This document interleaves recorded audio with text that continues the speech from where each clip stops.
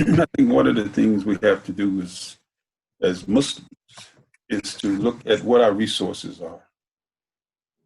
Our Prophet Muhammad says the best for you is the one who is most useful in the society. So that means that we have to look at our utility. And one of the ways you look at utility, of course, is having great character. And that's first. But also looking at the resources you have that can benefit the community that you live in. The Prophet ﷺ said, if Allah, you raise me up among the poor. And there's a reason for that, having that special relationship the Prophet felt about where would he be most needed? That he would ask Allah to raise him up. That's a sensitivity where he felt he would be most needed at any time in history is among the poor.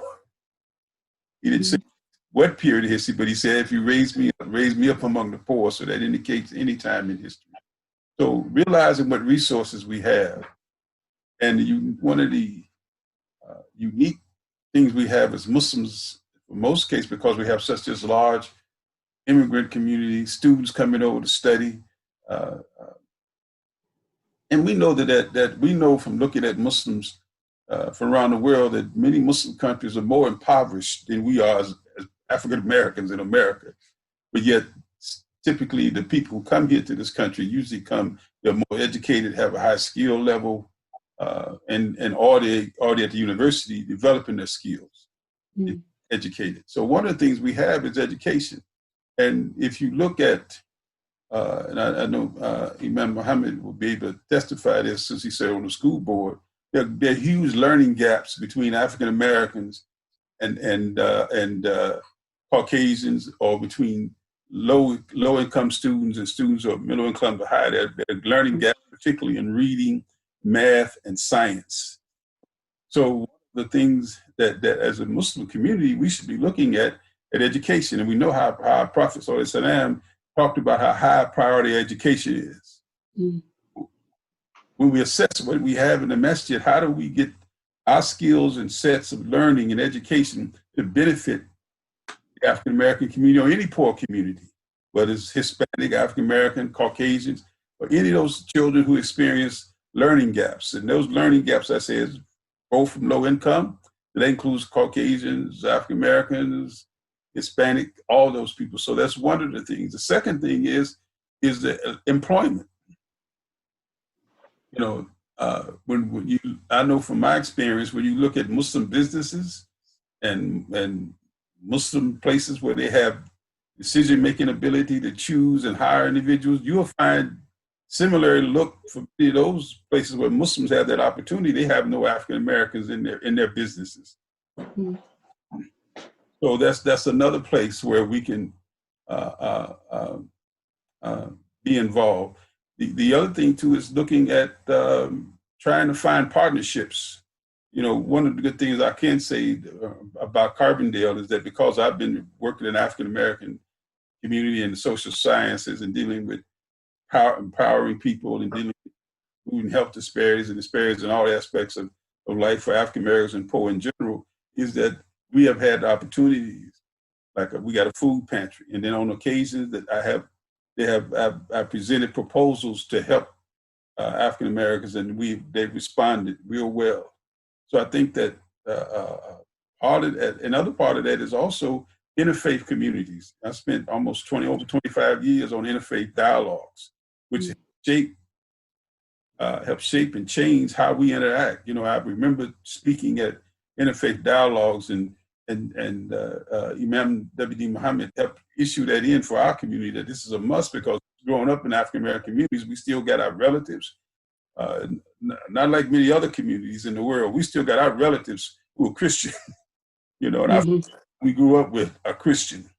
So by our natural design, we're communicating with Christians all day long, everywhere just about. So, and now we're known as Muslims. We're known similar the way the Prophet ﷺ is known among our family, among the community members as trustworthy people, as honored people who look to us, up to us because of our character.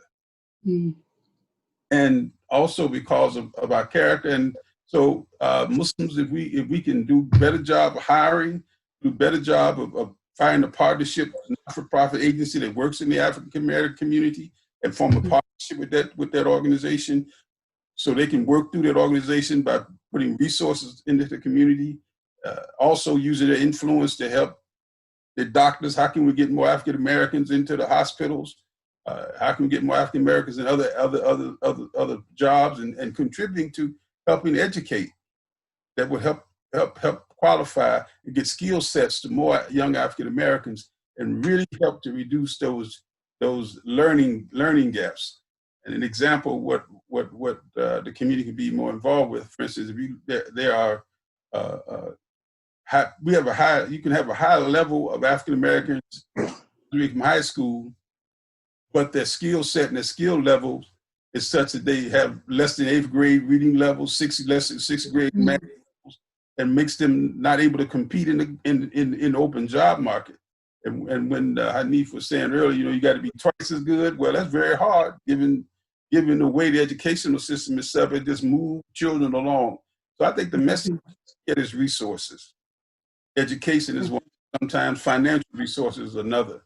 But then partnerships, agencies within the community they can work with to see that we get more of those resources, more of those opportunities, more dollars, more into the community by finding a partnership agency in the community, or working with African Americans, individuals, African Americans. Someone who experienced Imam Muhammad, Hanif, the other members of the Champaign community, is, they say, hey, what is it you think, if you had some resources, could you do to help the community? Because we have expertise, we have skill set, and we have people with knowledge of the community, they have knowledge of resources. If we would just ask how can we help through those members like you have in Champaign, same thing happens here. Mm-hmm.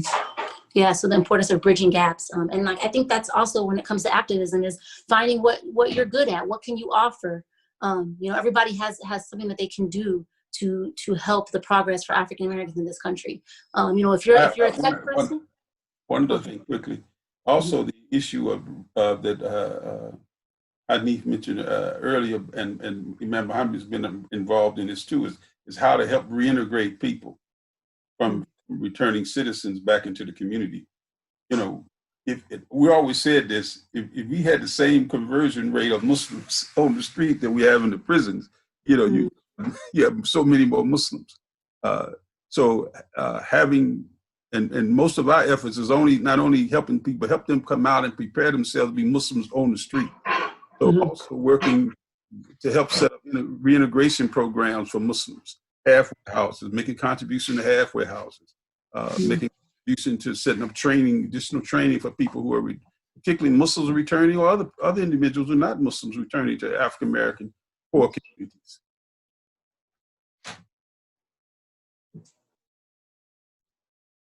Really loud. That's all I have to say. Is, a very important issue. And I've heard people that were, previously incarcerated and said, they had a sense of brotherhood inside prison.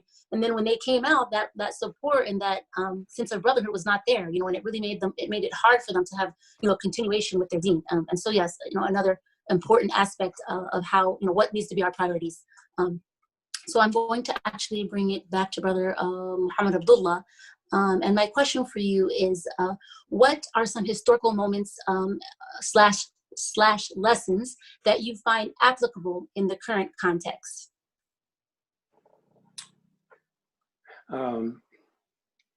So historically, to broaden it out a little bit, historically, the country itself is established on a system where African Americans are enslaved. And then after that enslavement, emancipation, and desegregation, and then after emancipation and then segregation and desegregation. So for our generation, like Hanif and Imam Hakim, for our generation, there's a period of time in the 60s where our identity is being redefined. If you listen to Dr. King or some of those civil rights leaders, their terminology is Negroes in the early 1960s, 1964, 1965. The terminology is Negroes. But by the time our generation comes along, that terminology is not acceptable to us, and the term is shifting, and that generation is also sort of rejecting, our generation is sort of rejecting the approach that Dr. King is using, and it's a little more militant. It's a little more willing to push against institutions that are perpetuating racism. So we get influenced by people like, not necessarily Dr. King, we get influenced by people like Malcolm X and people like Muhammad Ali during his time. Muhammad, why it's very, it's lagging a little. You're cutting and it's. Okay. So I'm not when sure I hear why. I think when you start to talk about I'm coming in and out.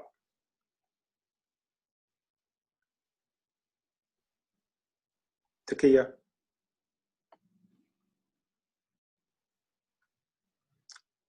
Takia. She's the one that's So you're freezing and your frame is freezing? yeah.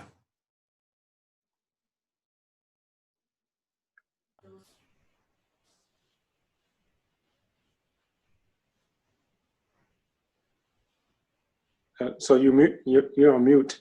Takia, you're on mute.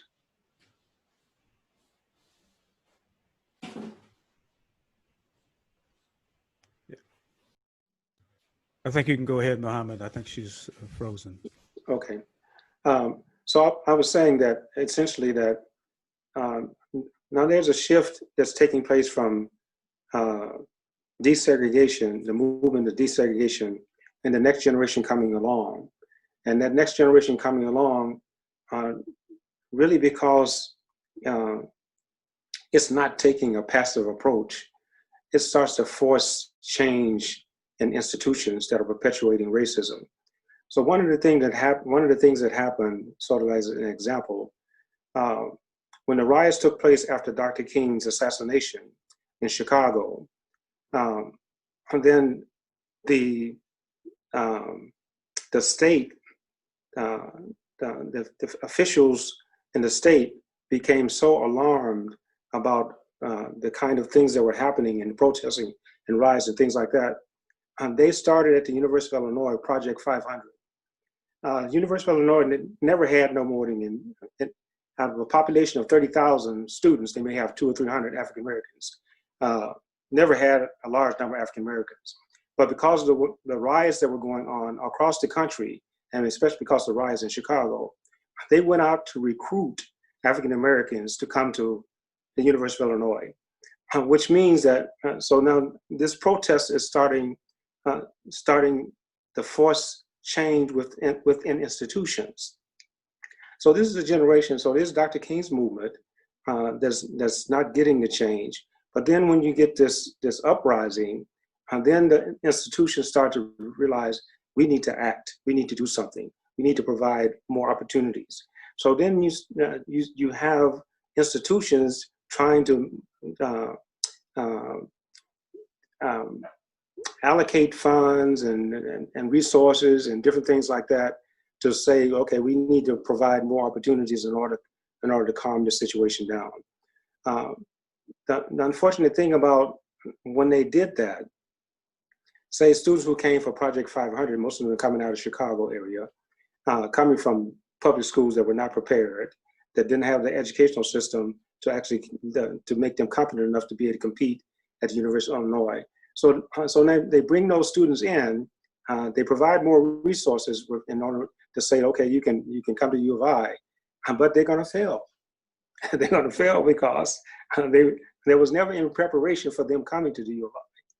Never any resource provided for them coming to the U of I. So now it looks like we gave you opportunity, but you were not up to the challenge. So so you can force change with protests and things like that. but the society can sometimes provide opportunity and use it as a tool of manipulation to say you're not qualified. We gave you opportunity, but you're not qualified. One of the things that's happened with Project 500, when those students came down here, they did not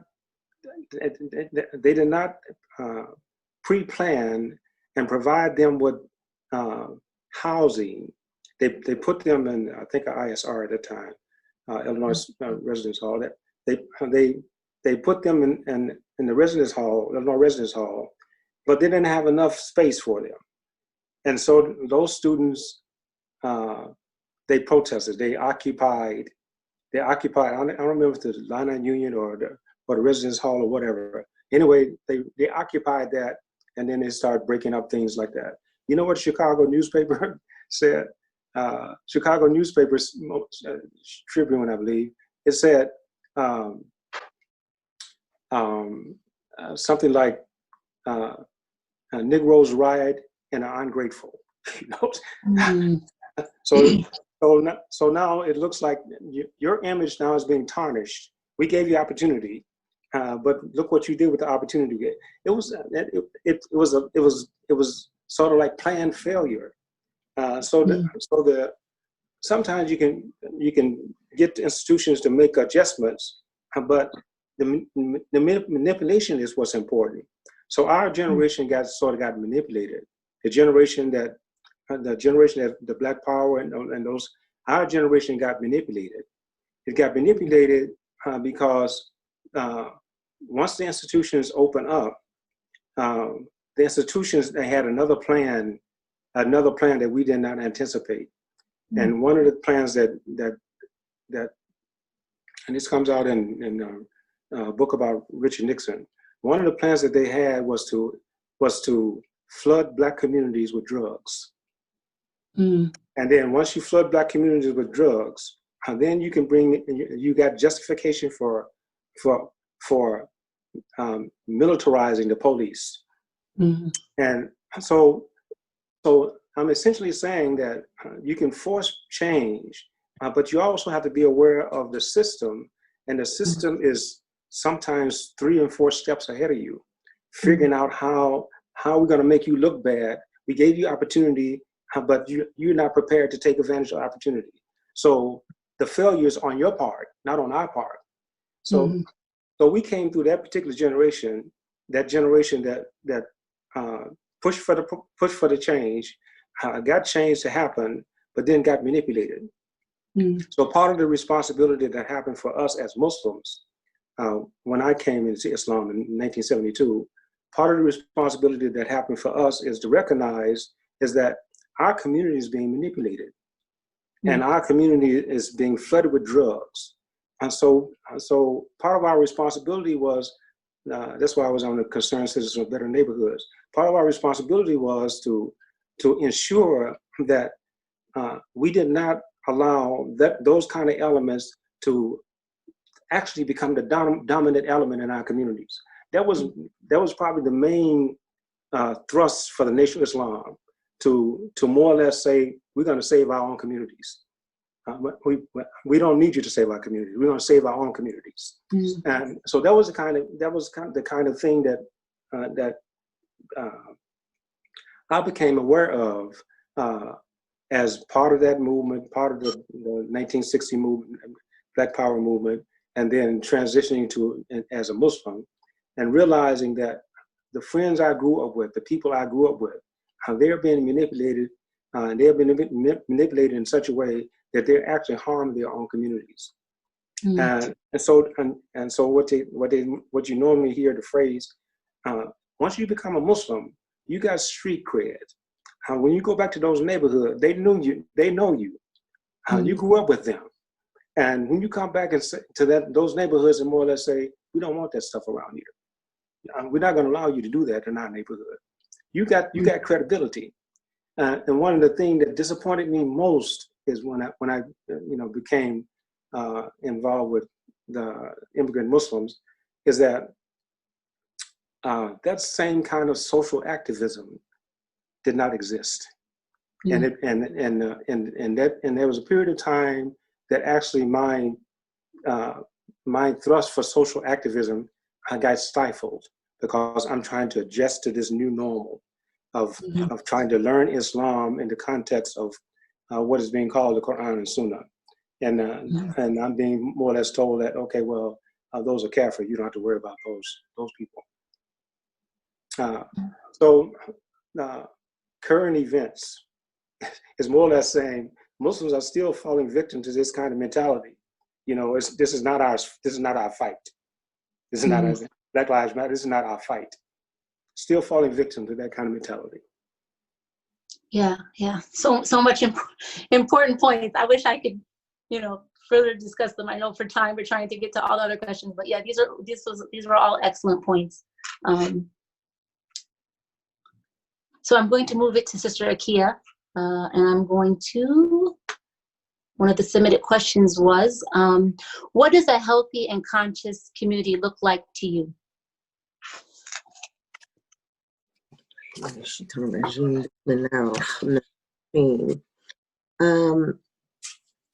Healthy, conscious communities.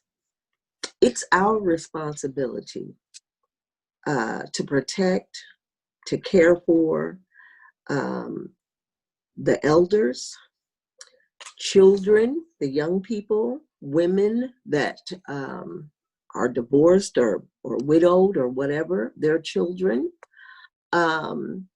so that our future generations, don't grow up without guidance.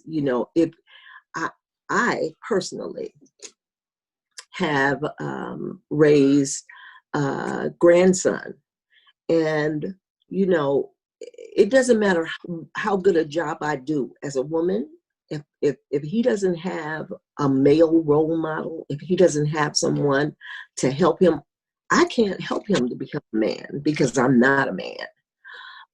So on that level, on a personal level, that's one of our responsibilities. And as Brother Muhammad Hanif and Brother Hanif and Imam Abdul Haq said,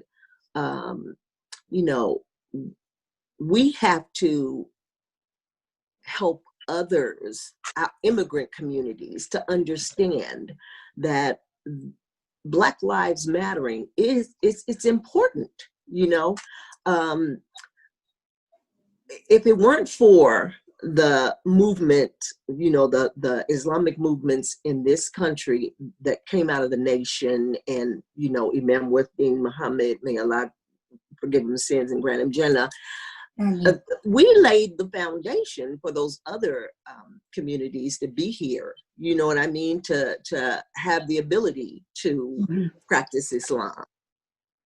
And I believe it was Hanif that said that many times they want to come in and tell us what to do.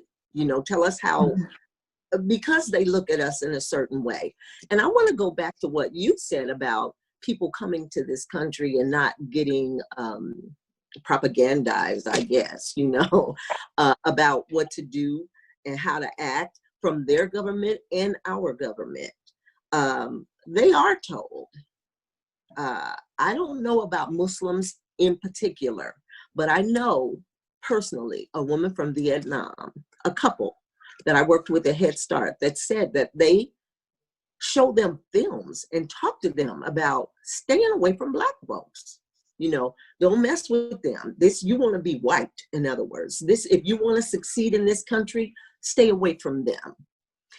So our responsibility is to enlighten, is to inform people so they don't fall into those traps of believing that we're the boogeyman. You know what I mean? What Brother Muhammad just said was like amazing. Yeah.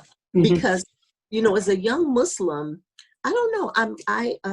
I'll answer on my my advice to my younger self. But one of the things that I didn't do, I didn't analyze a lot. I was like, I'm just gonna do this. I didn't think about You know, I didn't really think about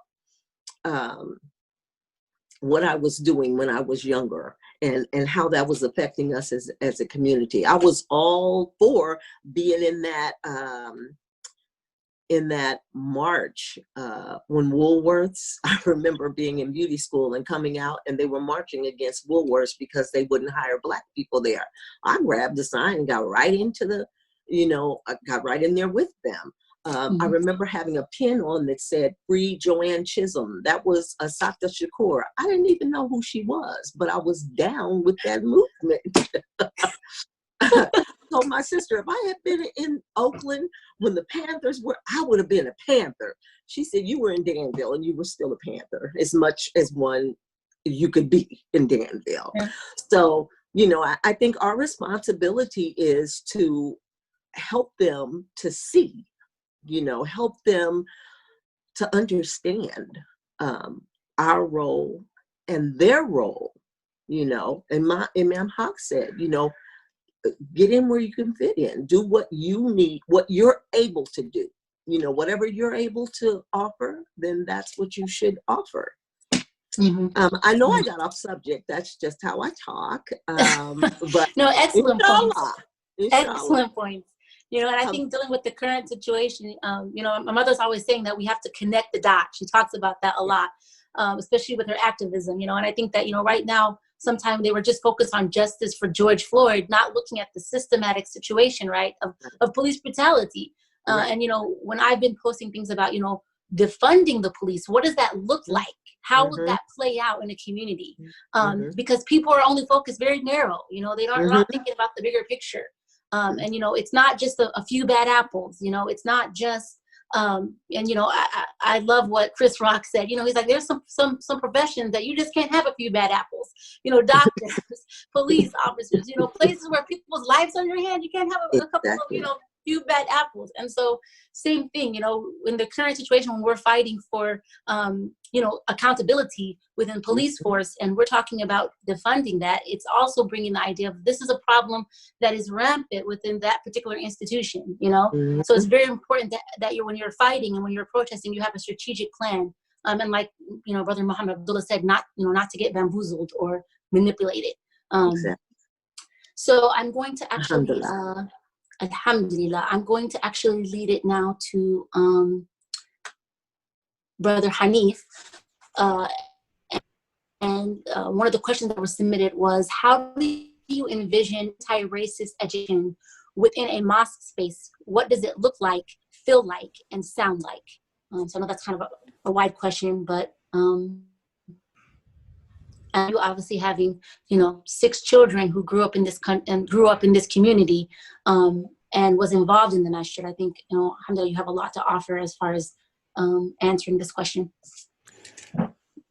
Basically, we have everything we need in the Quran and the Sunnah, if we would only follow it.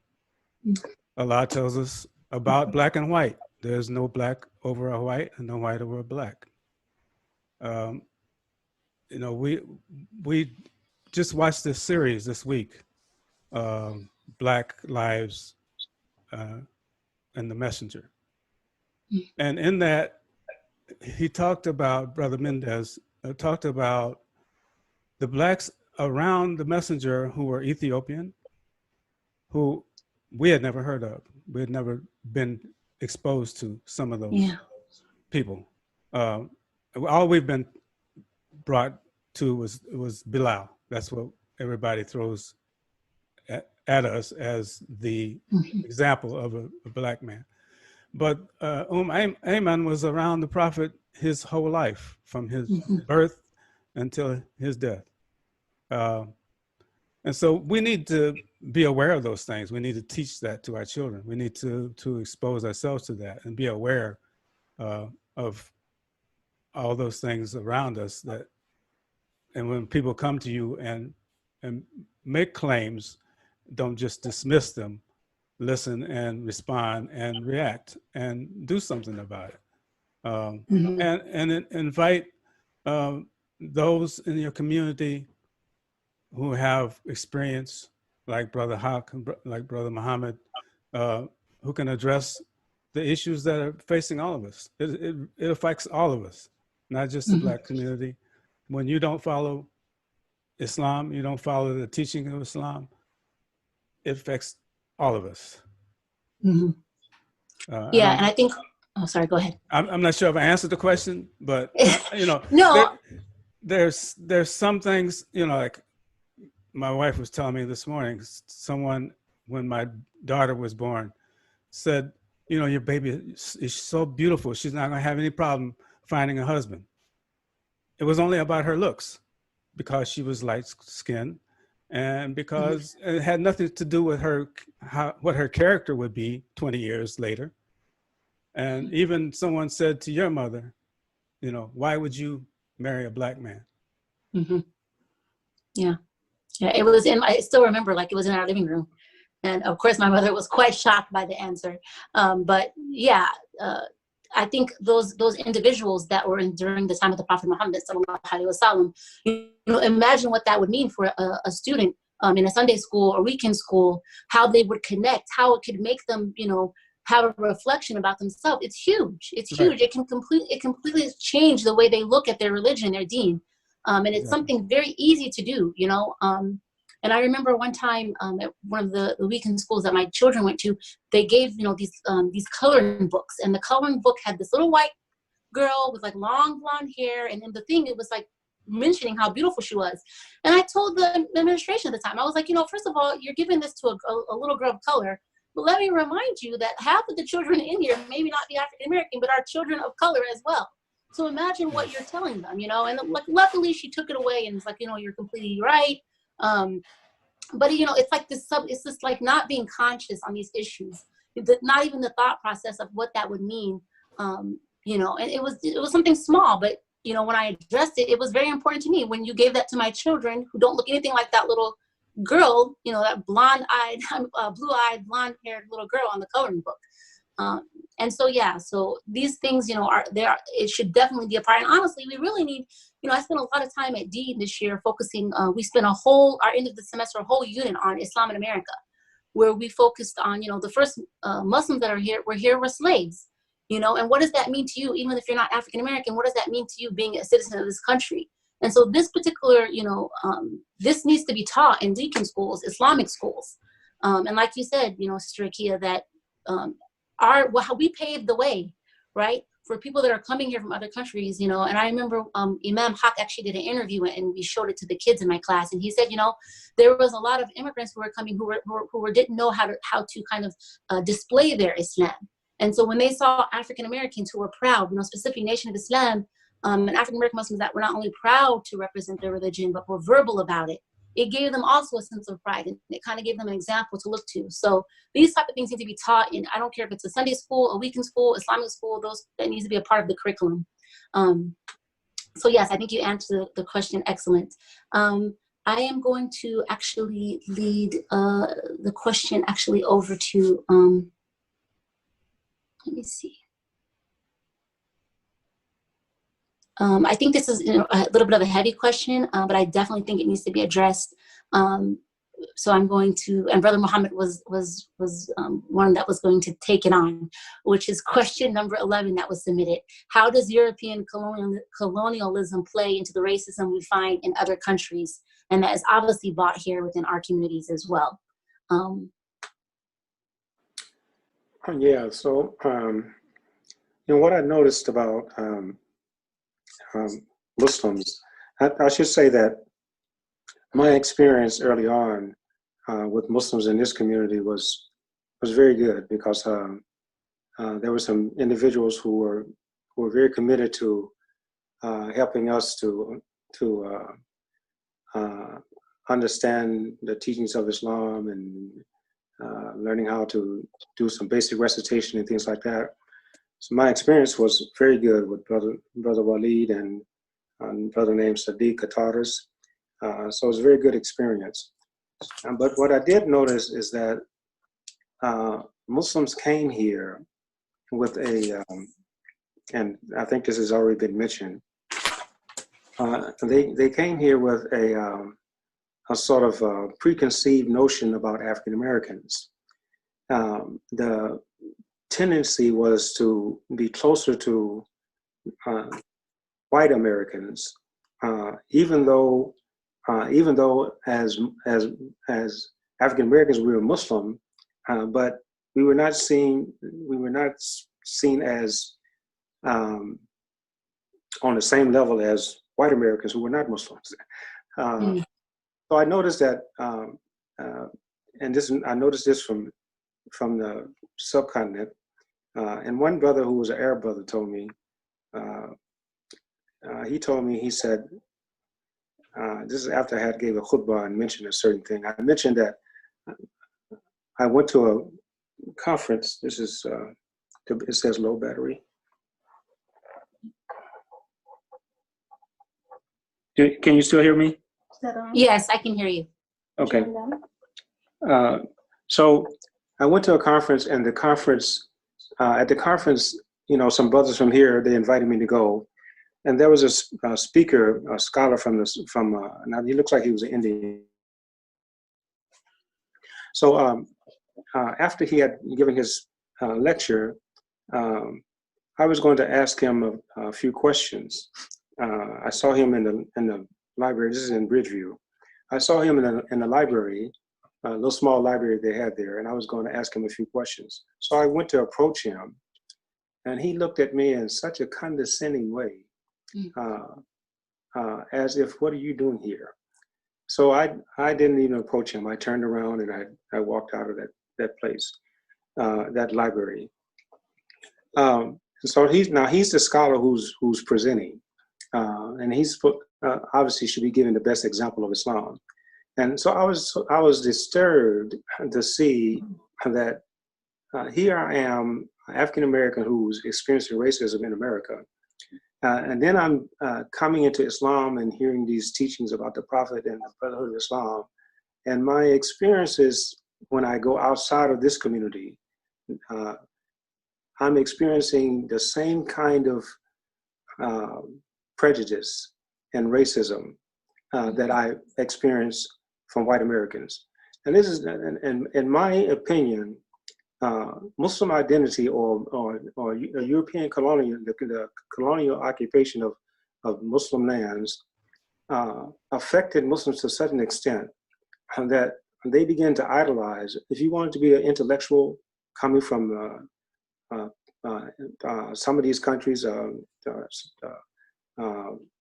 subcontinent or Africa, then you went to England, you went to Paris, you went to London, you went to Paris, you were educated in those kind of institutions.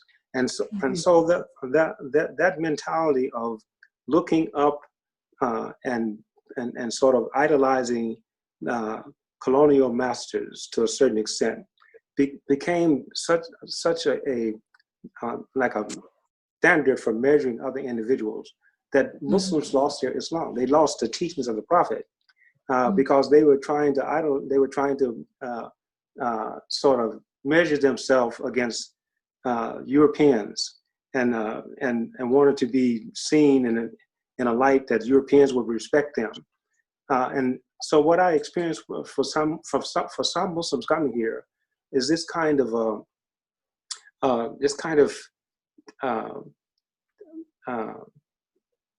and I hate to put it like this, but they had a low self-esteem for themselves. They did not value themselves as in terms of their Islam or in terms of their heritage. They were trying to measure up to standards that were set by Europeans. And to me, this is the effect of colonial occupation of Muslim lands. Yeah, and it was Malcolm X who said, "Who taught you to hate yourself from your head to your toe?" From the top to the bottom. And this idea, and it's so sad because I think when we're talking about colorism too, specifically, there were some comments that were made about, being able to find a husband easier than others because of your white skin.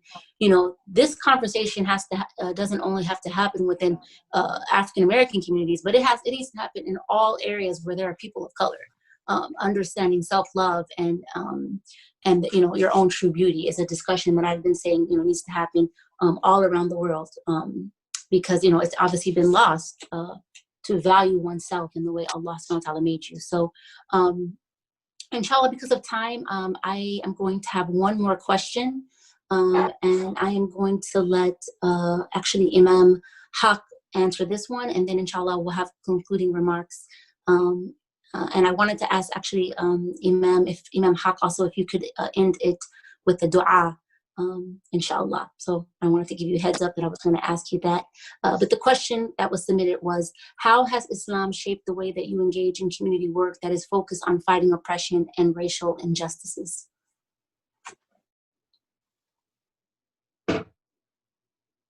Oh, you're muted, brother. I wanted to read something that I had written for Muslims, and not only Muslims, but in general, our concern for what the current events are showing. Mm-hmm. Before that, I wanted to comment something on what Imam Muhammad Abdullah said, as well as something Akia said, and that is Muslim identity. I remember even when I was in the nation, I'd pass students and I would say, Assalamu alaikum. And they would turn around and say, "You know Muslim? How you know Muslim?" They would be offended. They didn't want to even get a greeting, return the greetings, because of the identity, and didn't want to accept the fact that that there was a religion that was almost shameful, that they would even accept returning the greetings and get offended that you gave it to them. So, alhamdulillah, this is something I wrote that I think may have give some answers to this. And this is regarding the current situation. It said, Muslims are compelled by the guides of the Quran and the example of the completed prophetic life of Muhammad the Prophet, peace be upon him, to follow him in the guidance individually and stand and support Black Lives Matter's sacred call for inclusion and justice, and its inherent destiny of peace and security and the pursuit of happiness. The recent events of murder of Black America continue to demonstrate America's inability to eliminate the institutionalization of racism at every level that is highlighted by the misuse of authority. Our religion guarantees the Muslim's role and right to address the inherent and innate effort for justice and the end to oppression, and the struggle for how to use a merciful gift from our Creator of empowering a human being with discretion in decision-making. Two sources of guidance in our religion issue warnings. First, from the Quran. Do not knowingly misappropriate things entrusted to you, and when you judge between people, judge with justice. And our Prophet Muhammad said, in preparing us for the judgment, stated, on the day of judgment, you will be questioned about how you use your authority. We are reminded again and again the importance of justice. First, Allah tells the Prophet to say that oppression is forbidden for himself as well as for you, so do not oppress one another. Allah warns us that justice is sacred, that even if you are influenced by the strongest emotion, hatred, do not let your hatred of a person or people have you decline to be just, for justice is next to righteousness. And then Allah says on accountability, Allah says, O you have believed, stand out firmly for justice as witnesses to Allah, even as the witnesses against yourselves or your parents or your kin, and whether the person concerned be rich or poor. Allah has a greater right over them. So do not follow your desires and deviate from being just. If you distort justice or turn away from it, truly Allah is aware of whatever you do. And finally, I close with the statement the Prophet states on the importance of power of education and treasuring and learning from our diversity to remove prejudice and racial supremacy from the consciousness and institutions of this world. To that end, Muslims should be expanding this effort to actively work within the African American community and work with the citizenry of those communities, businesses, civic and entities of government, remove the barriers that inhibit the fulfillment of America's social contract with African Americans. Wow, beautifully written. Jazakallah khair. By the way, I just forgot that I just looked at my my notes, and I remember that it's very important before I actually come to a conclusion. I know we're running, short on Actually, time. we're not actually not running late. We started real late. Remember, started. This is true. This is true. We're Yeah, not we running didn't late. start exactly. So I know, inshallah, yeah, we need to exactly like you for reminding of that. Okay. So I really wanted to give everyone an opportunity to focus on obviously solutions, and then ways that this particular issue can be corrected and eliminated. So I'm going to actually come to that part of the program where I'm going to let everybody individually address that, offering solutions or suggestions on how this concern can be corrected and eliminated. And then if you have seen or found a solution. So I'm going to bring it to Brother Hanif, inshallah, first to offer any suggestions or solutions. I, at most times, try to look at the glass as half full. When it comes to race in America, I'm a pessimist. We thought when we elected Obama that we'd see some changes in the way America treats us. It didn't happen. We see the fervor around the death of recent African Americans. And my hope is that that fervor will continue, but my pessimism tells me that we will be back here in the same place, and not too far future. My prayer is that as Muslims, we can rise above our differences and come together in the understanding that we all are in this together. And I pray that as a community, we can understand each other better and plan to do better, inshallah. Inshallah. Brother Muhammad Abdullah, please, offer any suggestions or solutions, ways to correct this issue and eliminate it.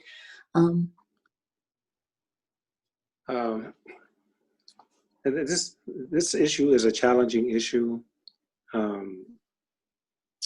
It's a challenging issue not just for America, but it's a challenging issue for the world. You say racism in America, and the Prophet is addressing racism in his last address. So we're talking about centuries of something that's ingrained in many societies. So this is not an easy. There's no easy solution. There's no easy answer for any of these kind of things that we're dealing with now. But I think for Muslims, my hope is, and this was my hope when I entered into Islam. My hope is that we become the standard. Muslims become the standard for how to overcome these issues surrounding race, surrounding ethnicity, surrounding tribalism, and we become the standard. But in order to get there, we have our own history and our own struggles against the things that have existed among Muslims during the time of the Prophet and after the Prophet, and those things are still persisting among us. So my hope is in the generation coming. My hope is in your generation and the generations coming. My hope is in the ones who are looking at this issue, looking at it clearly from the standpoint of what we should be doing as Muslims, what should be our position as Muslims, how we should be behaving and addressing these things as Muslims. I think too often it has been my nationality, my cultural background, my ethnic identity, but the foundation for all of us has to do with the teachings that have come from the Quran and the life example of Prophet Muhammad. So how we should address this as Muslims. And I think this initiative that you've taken, the group has taken, it shows that, okay, well, there's hope. Maybe not necessarily right away, but there's hope. So I think the future has something to offer. I always envision the mosque as a place for teaching people how to have peaceful coexistence, how to have harmony between different cultures and different races, different ethnicities. I always envision the mosque as being that place. I always envision the mosque as being the place of Islam, where you learn peace and you learn to peacefully coexist with other individuals, regardless of their background. It's going to get there, I believe. That's my hope. Inshallah, your vision of that will come to light, and inshallah be a reality for all of us, my generation, the next generation to come. Okay, inshallah, Sister Akia, if you could shed light on any solutions, suggestions, also if you've seen any solutions that you think has helped, to eradicate racism within our communities. Bismillah. Racism actually originated with Shaitan. I think that's why it's so difficult, because that's where it started. Adam was made out of clay, and Allah used clay from different parts of the world, and dirt, black, is not the recessive gene, not the recessive color. You mix those things together, you come up with black, and so Adam was like, I'm not bowing down to him, I'm better than him. And I think that that's where this whole thing came from. And that's why it's so hard to get rid of. People don't want to admit. One of the questions was, how is it that people can't see that they're racist? Or how is it that Allah put in us the enlightenment between wrong and right. He put that in the soul. So we know, all of us know the difference between right and wrong. We know that racism is wrong. But if we examine that, if we do self-examination and think about it and really go into ourselves, then we have to deal with it. And people don't want to deal with it. It's difficult. It's hard to deal with. And so instead of dealing with it, we pretend like it doesn't exist. I don't see color. I like everybody. But, your actions don't show that. So, yes, I think there's hope because Allah created us, And so the Prophet Muhammad, sallallahu alaihi wasallam, had hope. We have to, believe that it's possible. But we have to work very hard towards it. We have to work very, very hard towards it. So I think having conversations that are difficult with people that you like, that you love, that you don't want to hurt their feelings, but you have to stand toe to toe with it. You have to deal with it, because if you don't, it festers. It doesn't go away. So yeah, I think that, therein lies the problem. We have to see racism as just what it is, Shaitan.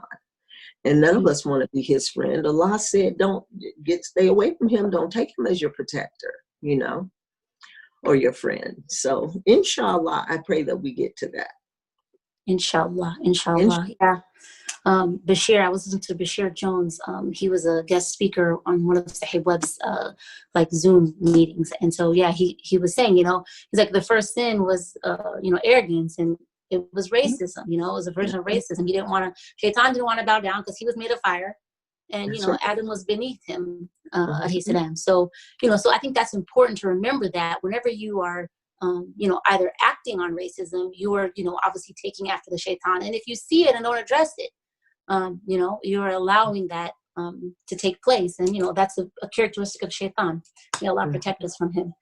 So lastly, I'm going to bring it to Imam Haq to please, give us any suggestions and solutions for our audience on how they can, if not eradicate racism, at least learn how to deal with it, address it, change it.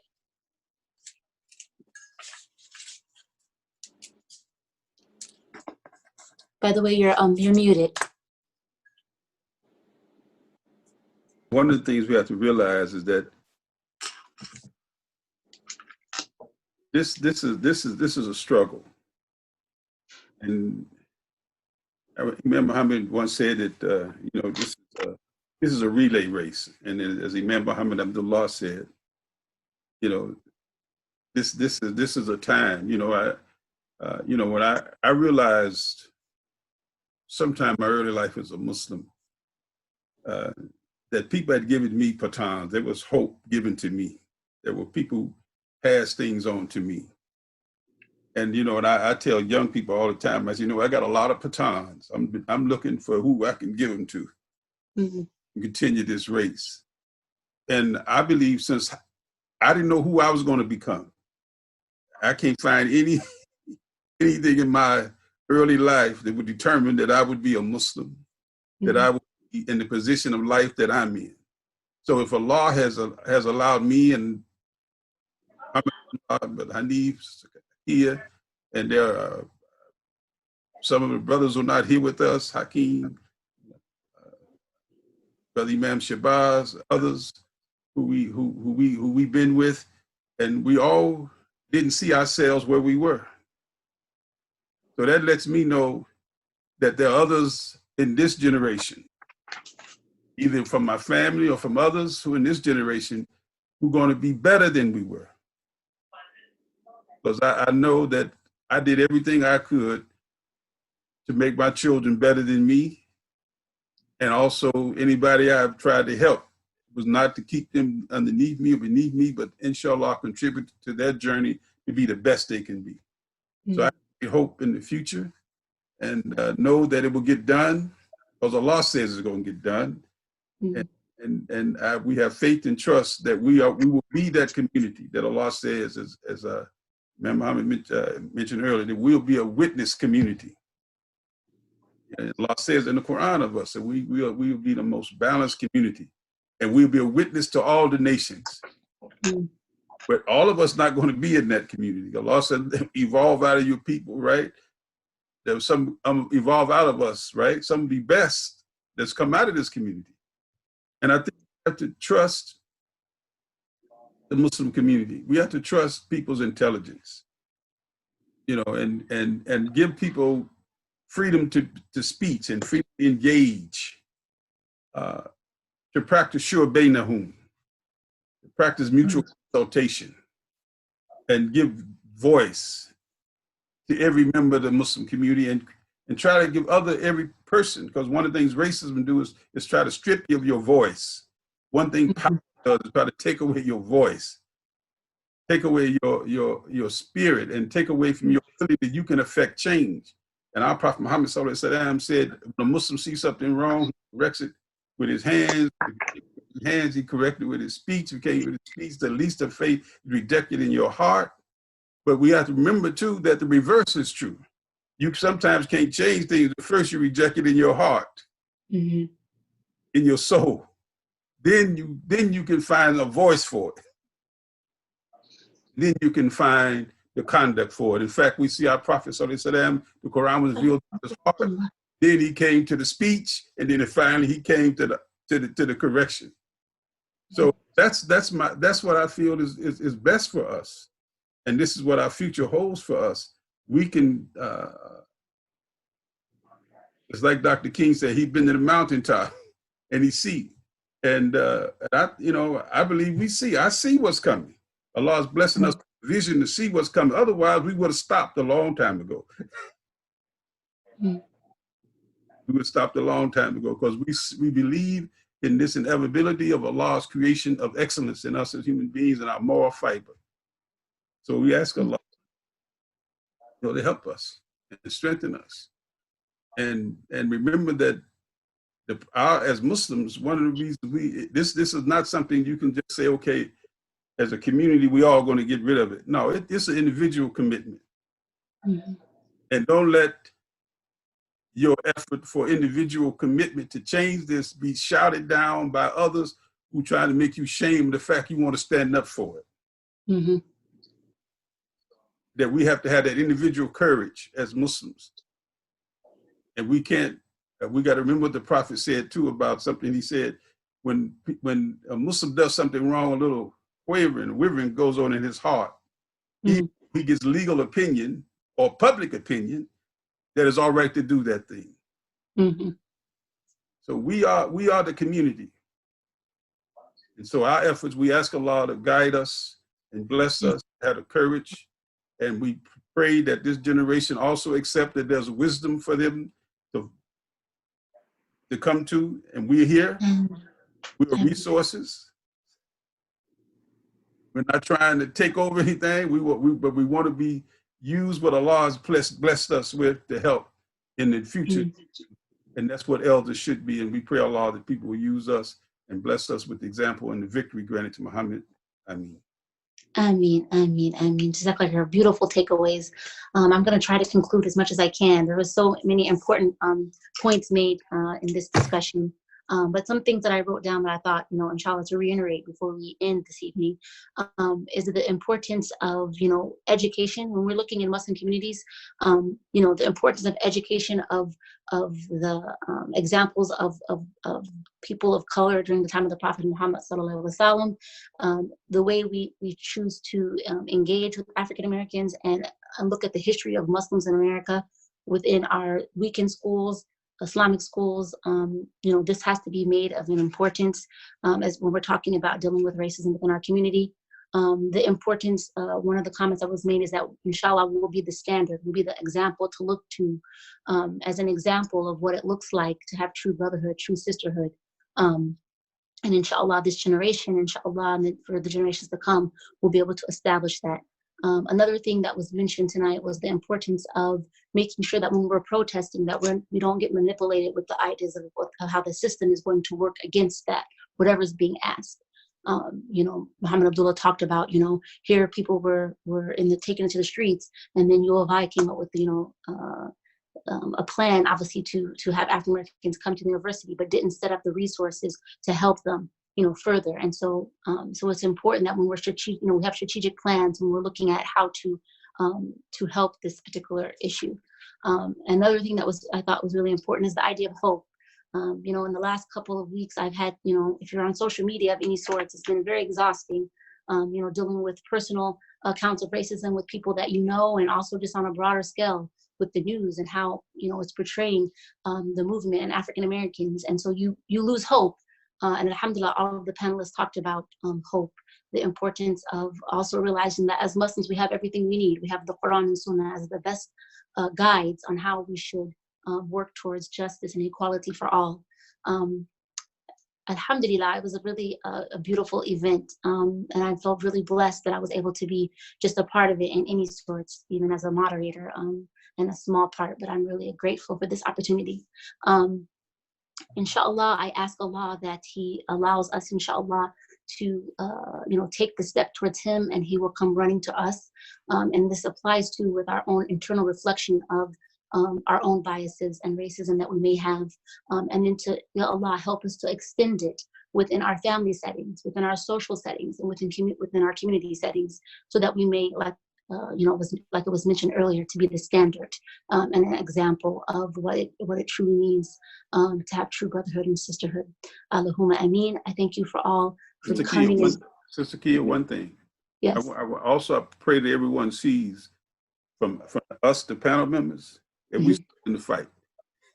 Yes, yeah, for sure. We haven't retired. We're still in the fight. We just can't march like we used to. Yes, you guys, we're still in this fight. We still in this fight. Yeah, for sure. Alhamdulillah. I was talking to someone who was talking about the importance of oral traditions and writing the history of the people in our communities who have been in the fight. And so, yes, subhanAllah, you guys are a great example. And as a young person, not that young, but younger, a little bit younger, I really was, moved by your testimonials this evening. And I can't wait for my children to be able to observe this and watch this event. So it's been very, there's so much rich, knowledge that was given this evening. So yes, for sure, you guys are still in the fight. We need you. We cannot do it without you guys. You guys are hoping for for this generation, but we're looking to you guys. So for sure, alhamdulillah, alhamdulillah. We thank you for the initiative. We really thank you for the initiative. I mean, Jazakallah khair. I would like to say also for the viewers that inshallah this discussion will be continuing with weeks to come. We'll have different people, different panelists, focusing on with different areas of racism within our community. So please do, stay tuned for more information on those events. And there'll be other moderators too. So inshallah, we'll be having other people at the table to discuss this. So this is an ongoing thing. Alhamdulillah, alhamdulillah. Thank you all once again, for committing to this and for just being so, true and bringing truth to this discussion. So I'm truly appreciative of all of you and the effort that we did tonight. I really think that it'll be a gem, honestly, a benefit to those who join and listen. Ameen. Assalamu alaikum. Assalamu alaikum wa rahmatullah. Wa alaikum assalam wa rahmatullahi wa barakatuh.